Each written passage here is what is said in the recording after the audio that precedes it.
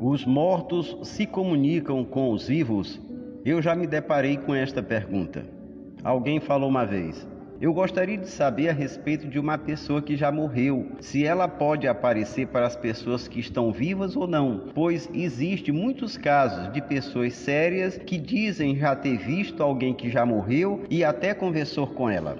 O que a Bíblia diz a respeito?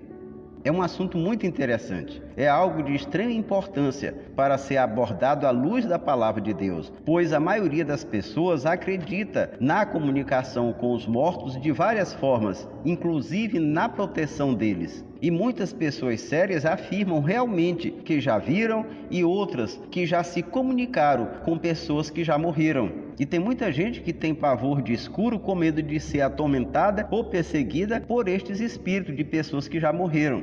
E quantas pessoas rezam, celebram missas, acendem velas, fazem penitência para que a alma de alguém descanse em paz? Quero que todos entendam que eu não estou criticando ou zombando daquelas pessoas que acreditam em tudo isso. Deus me chamou para pregar a sua palavra com verdade e sem parcialidade. O compromisso que tenho com Deus, em primeiro lugar, é com a sua palavra. Não fui chamado para pregar religião, denominação ou doutrinas humanas. Eu não conheço todas as verdades da palavra de Deus, mas as poucas que aprendi, quero compartilhar com o maior número de pessoas, pois acredito piamente naquilo que Jesus Cristo falou em João capítulo 8, versículo 32. Conhecereis a verdade e a verdade vos libertará. E em Mateus capítulo 22, versículo 29, onde ele diz: errais não conhecendo as Escrituras nem o poder de Deus.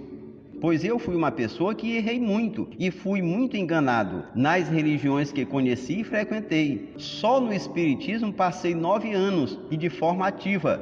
Então eu conheci a verdade e quero contribuir a ajudar muitos a se libertarem dos enganos de muitas religiões e das mentiras de Satanás. Mais uma vez, a Bíblia é clara e direta, não deixando nenhuma dúvida a este respeito. E é importante que você confira na sua própria Bíblia. Em Jó capítulo 7, versículos 9 e 10 está escrito: tal como a nuvem se desfaz e passa, aquele que desce à sepultura jamais tornará a subir, nunca mais tornará a sua casa, nem o lugar onde habita o conhecerá jamais.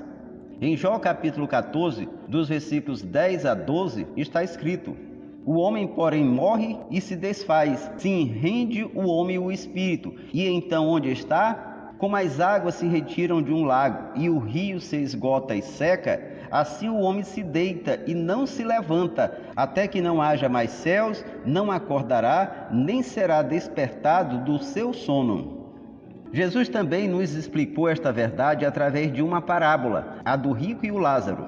Lucas capítulo 16, do versículo 27 a 31. O rico usufruía de sua riqueza na terra e Lázaro vivia das migalhas do rico. Ambos morreram. Lázaro foi levado para um lugar de paz e descanso chamado Seio de Abraão, e o rico foi para um lugar de tormento. E entre o lugar e o outro havia um abismo intransponível. Veja o que está escrito em Lucas capítulo 16, dos versículos 26 a 31.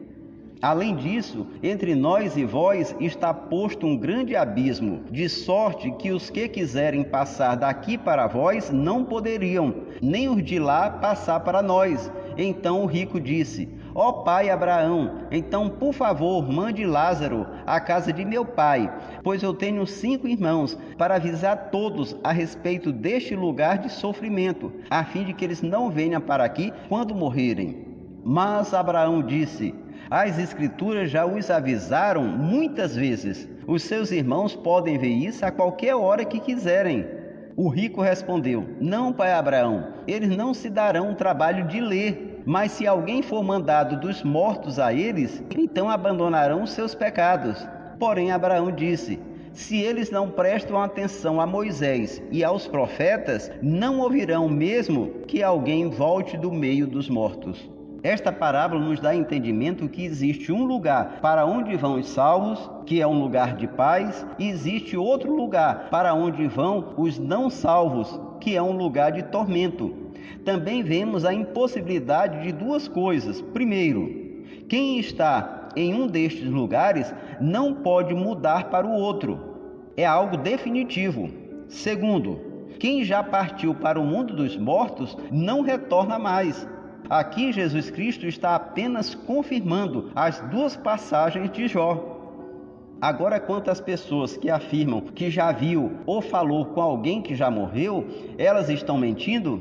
De forma alguma. É possível sim que alguém já viu e falou com alguém com a aparência e a voz de alguém conhecido que já morreu. Mas, segundo a palavra de Deus, isto é obra de Satanás ou de demônios, que possuem poder para assumir a forma que quiserem e imitar qualquer voz de qualquer pessoa.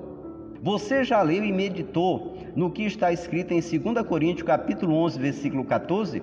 Lá está escrito: e não é de admirar, porque o próprio Satanás se transforma em anjo de luz. Então ele pode e faz isso. Sabe o motivo?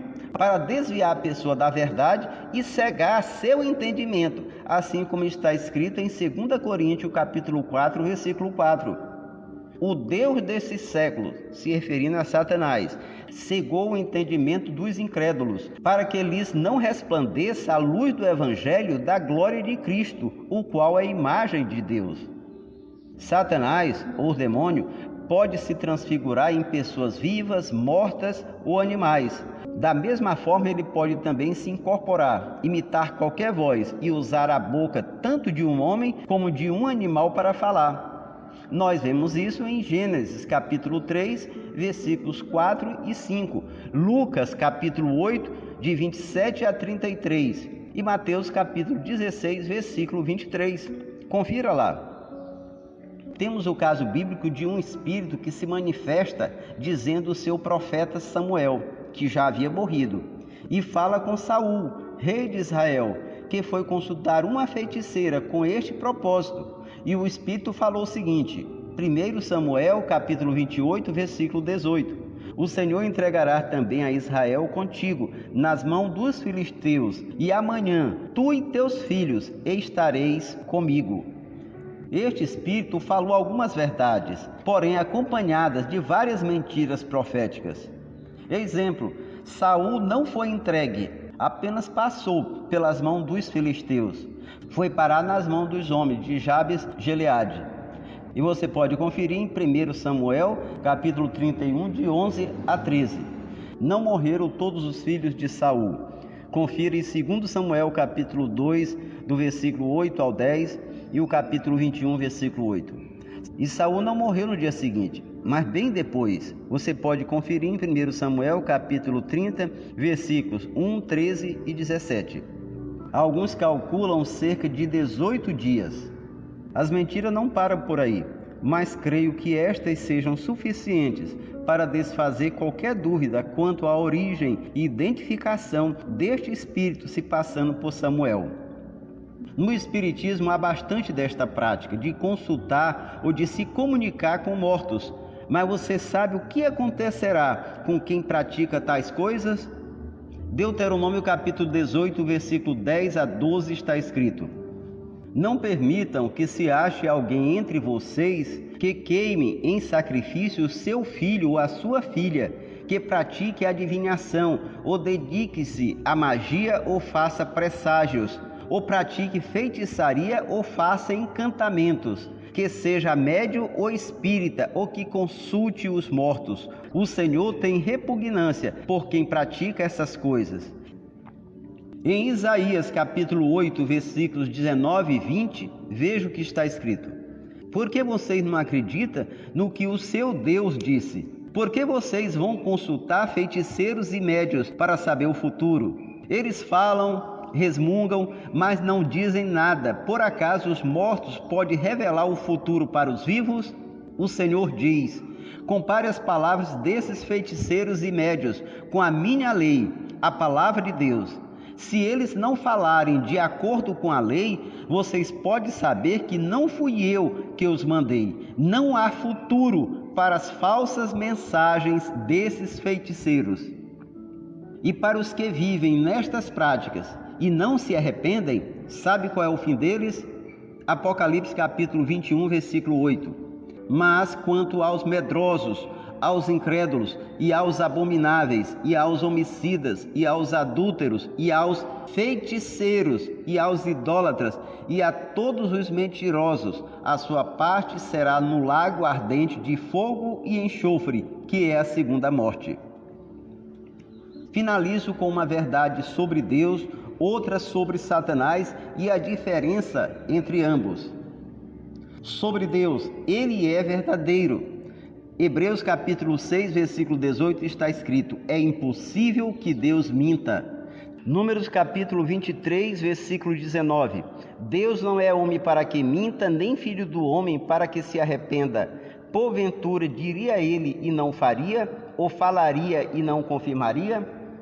E em Malaquias capítulo 3, versículo 6, a parte A diz: pois eu, o Senhor, não mudo. Sobre Satanás, ele é mentiroso. João capítulo 8, versículo 44. Ele foi homicida desde o princípio e não se firmou na verdade, porque não há verdade nele. Quando ele profere mentira, fala do que lhe é próprio, porque é mentiroso e pai da mentira. Agora a diferença entre Deus e Satanás. Podemos ver isso em João capítulo 10, versículo 10, que fala o seguinte: o ladrão, se referindo a Satanás, vem somente para roubar, matar e destruir. Eu, no caso se referindo a Deus Filho, vim para que tenha vida e a tenha em abundância. Amém? Quero orar por sua vida, que ouviu e recebeu essa palavra no seu coração. Meu Deus e meu Pai, em nome do Teu Filho amado Jesus Cristo, eu te apresento cada pessoa que ouviu e que recebeu essa palavra no seu coração. Que o Senhor venha continuar dando para estas pessoas conhecimento, entendimento, sabedoria, discernimento do Espírito Santo através do estudo da Tua palavra. Abre as suas mentes, os seus corações para receberem a verdade, para confirmarem as Tuas verdades na Tua palavra, para que elas não venham a ser enganadas pelos homens, por falsas doutrinas e principalmente por religiões, porque a Tua palavra é a verdade. Que o Senhor venha dar libertação, que o Senhor venha curar, que o Senhor venha restaurar, que o Senhor venha operar um milagre em cada uma destas vidas e que cada uma delas venha te receber como Senhor e Salvador de suas vidas e ter a palavra de Deus, a Bíblia Sagrada, como seu manual de conduta e fé, para que possam ser mais ainda abençoados por Ti e se cumprirem em suas vidas todas as Tuas promessas. Senhor, essas bênçãos eu te peço e te agradeço em nome de Jesus. Aqui foi o pastor Paulo Castro. Deus lhe abençoe com toda sorte de bênção.